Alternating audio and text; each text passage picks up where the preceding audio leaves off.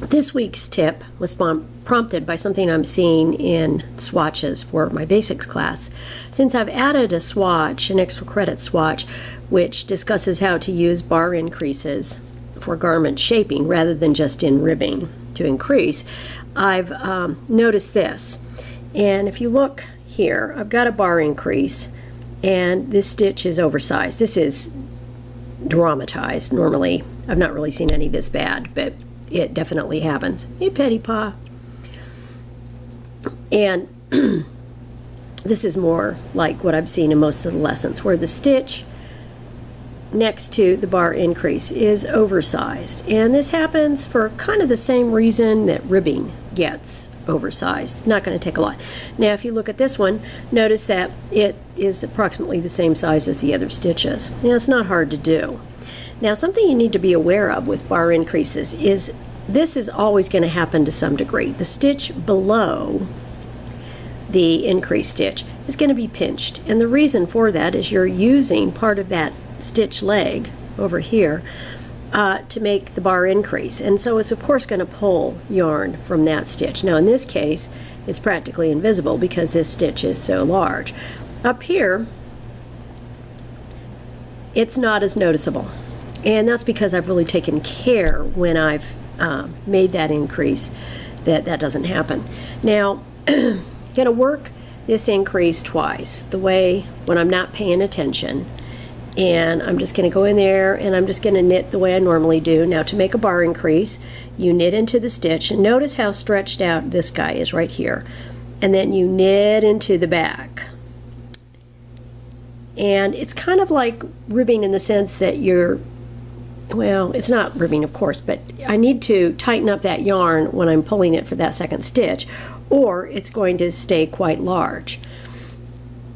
And notice how tiny that little guy is there.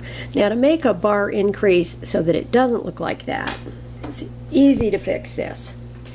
I just go in and I'm going to just barely touch this stitch. I'm going to use my needle tips. And I'm going to tighten up just a little bit right here. Okay? And then I'm going to put my needle in that back stitch, knit it through the back, and I'm just going to barely touch it. And you can see that it's not quite as pinched. Oh, and the other thing I'm going to do is give it a slight little tug to tighten it up. And then I'm going to go on and knit. Now I'm going to probably have to work a couple of rows here before you can see the effects of this. And I'm going to go back and purl, purl, purl, purl.